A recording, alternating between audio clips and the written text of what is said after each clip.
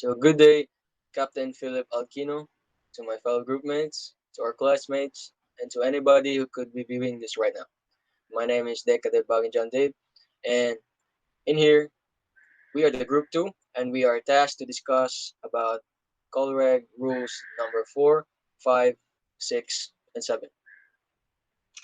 So the course outcome for this is the working knowledge of the fundamentals of Colreg rules 4 to 7, followed by the learning outcome, which is to be able to demonstrate these working knowledge of the Colreg rules 4 to 7, followed by the importance of the topic, which is that the students, us, will have a working knowledge of the rules of the road or the navigational rules to be followed by the ships and other vessels at sea to prevent collisions between two or more vessels.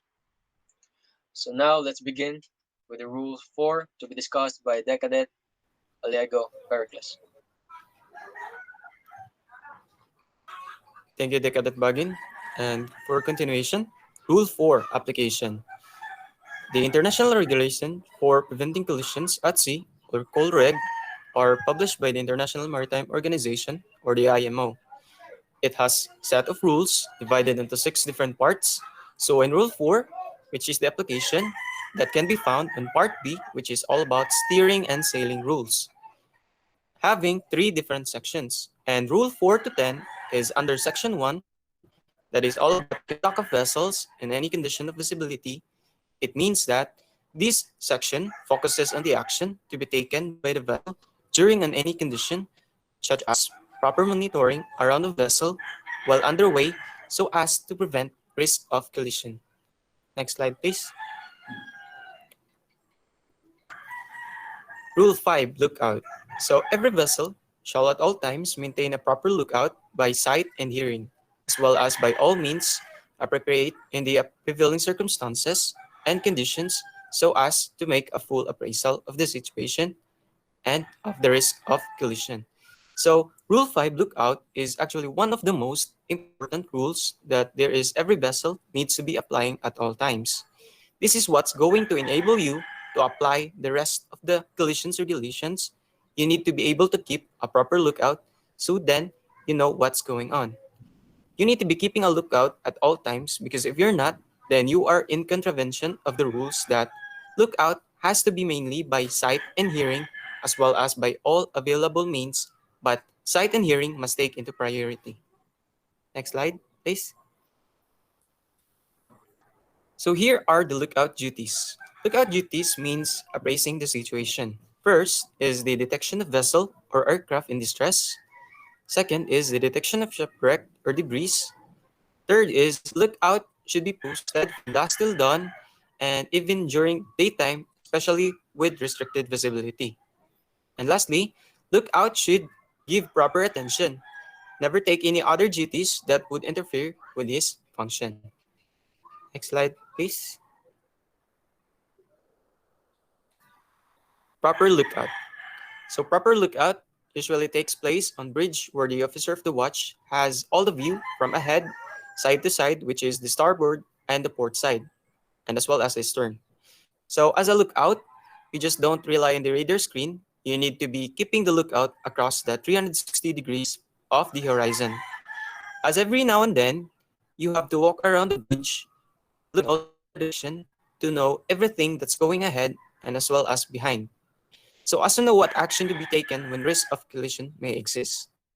And so in times of restricted visibility, one lookout can no longer see far in front of him. So we need to post additional lookouts in all parts of the vessel to maintain proper lookout. In that, we can still get full appraisal of the situation and of risk of collision. Next slide, please. And lastly, as a lookout, you must take these factors into consideration. First is the state of the weather. Next is the state of visibility, the traffic density, and the condition of the sea. And that will be all for Rule 5 lookout.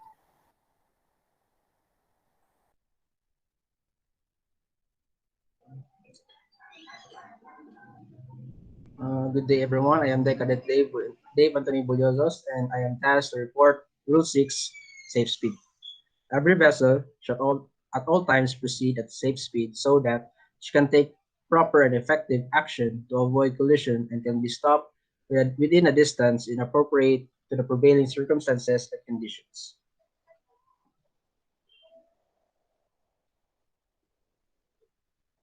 Safe speed is the speed of a vessel that can take to avoid collision.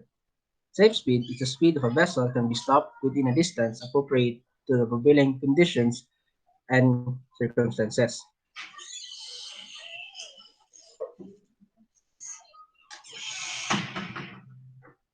In determining a safe speed, the following factors shall be among those taken into account.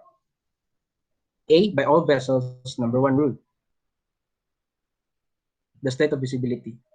If the visibility is affected by any condition, then adequate precaution should be taken and, and the ME may be required. The helmsman should be also stand by if permissible the standby steering motor switch on.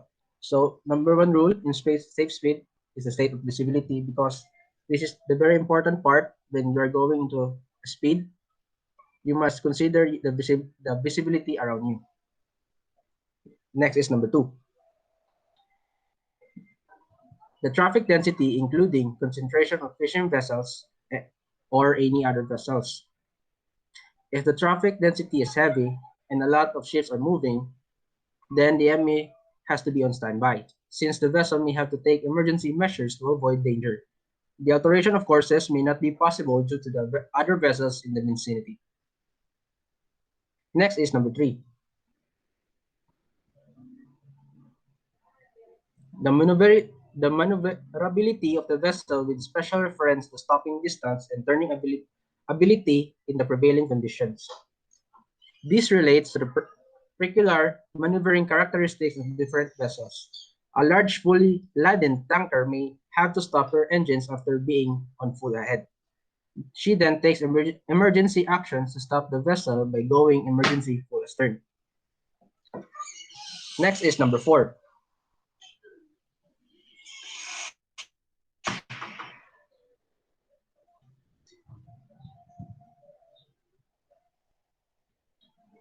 Number four, at night, the presence of a background light, such as from shore lights or back scatter of road lights. Below refers to the state of visibility. A vessel, when she leaves a port, is surrounded by a lot of bright shore lights, and her navigation lights may be cluttered up with these lights. So, when you are in these conditions, your speed must be in a low speed because there are a lot of obstructions around you. Next is number five, the state of wind, sea, and current, and the proximity of navigational hazards. In rough weather with high winds and waves, it is def- it is difficult to quickly alter the course of a ship. The wind and or the waves prevent the alteration. As such, the helmsman used to giving particular helm to alter course may find that the ship either does not turn or turns very slowly. This is because this is because of the current that is very strong. It is very difficult to alter the course of the ship. Next is number six.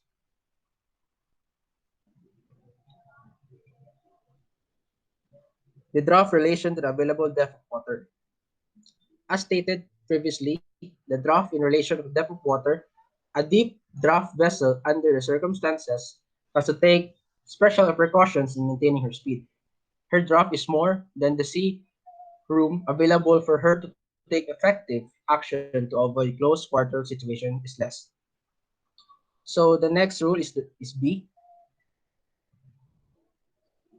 which is most commonly the operational radar. Additionally, by vessels with operational radar. Number one rule, the characteristics, efficiency, and limitations of the radar equipment.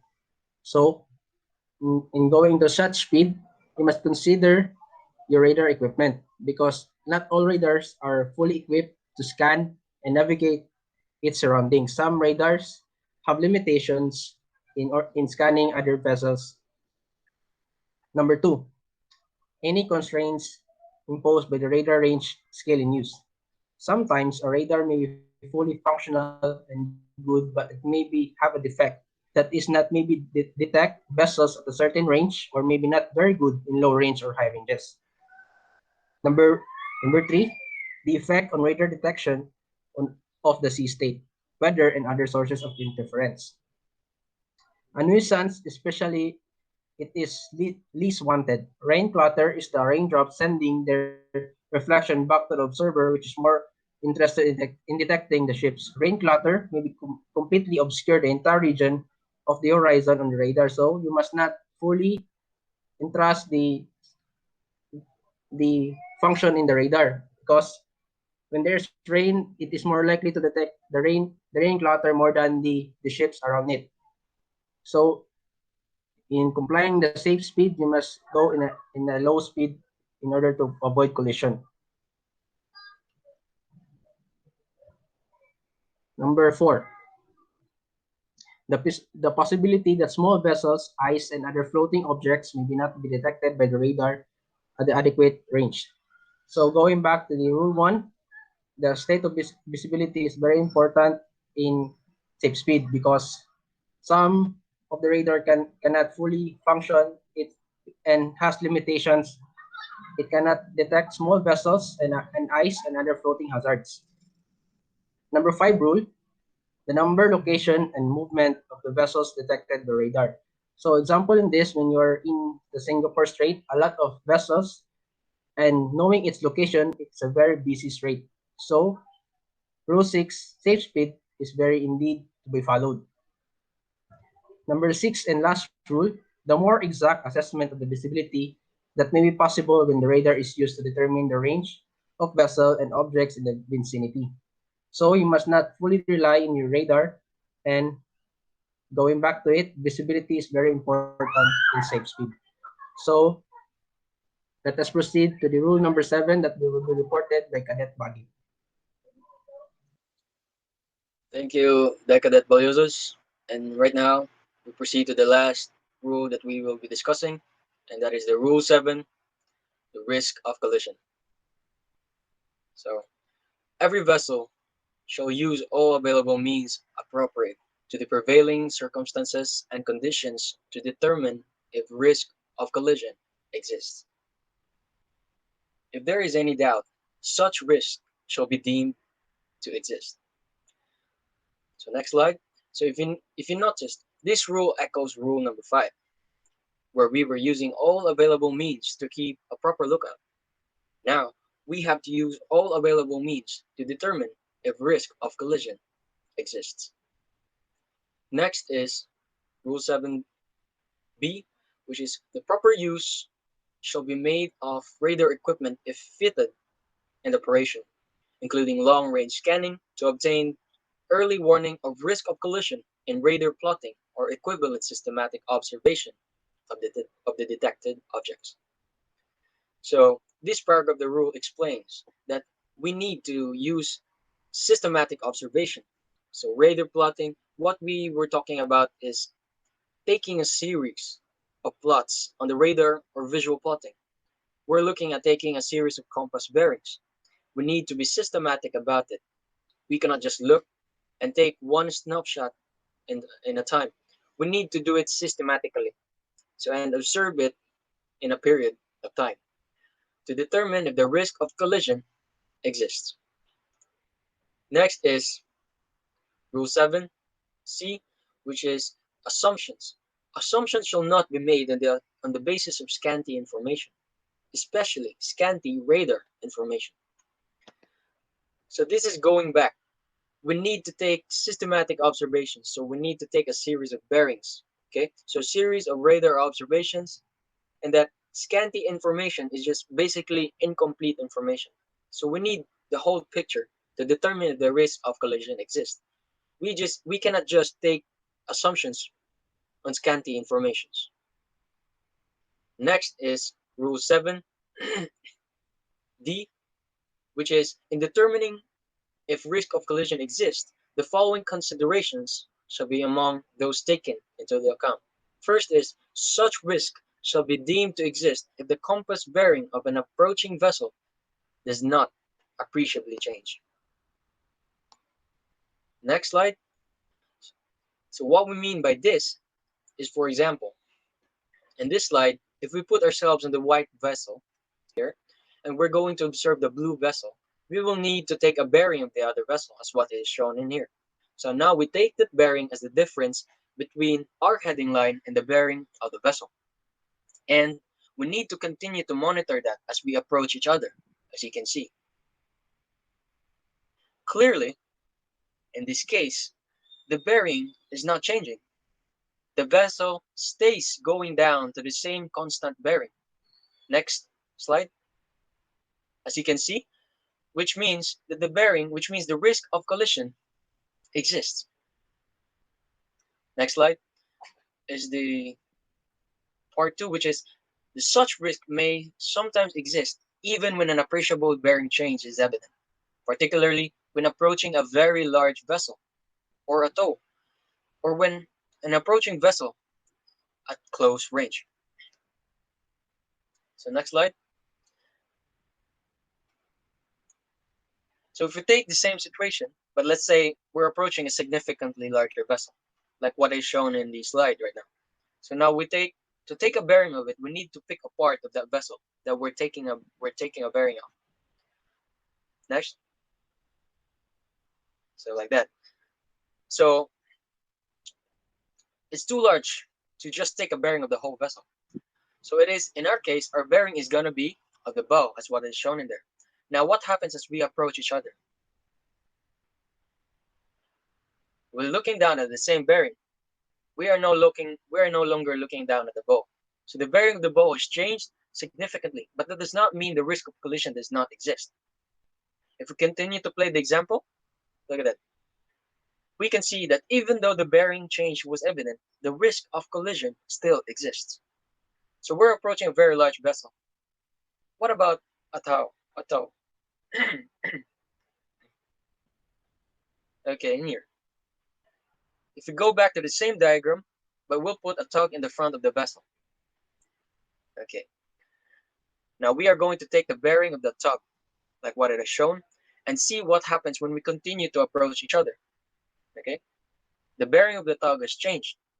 But if we continue on, we can see that there is still a risk of collision, even though that the bearing change is evident, because we are approaching a tug which has a very long length. Risk of collision will and still exists. So that brings us to the end of Rule 7. In here, we have seen how we determine if risk of collision exists. We have seen the importance of systematic observation. We have seen that we cannot make assumptions. And we have seen that if the compass bearing of an approaching vessel does not change, the risk of collision exists. But we have also seen that in some cases, even if the bearing is changing, the risk of collision may still exist. So that closes our discussion for the Colreg's Rule 4, 5, 6, and 7. So thank you for your time and thank you for listening. Again, this is Group 2. And thank you for listening. That will be all.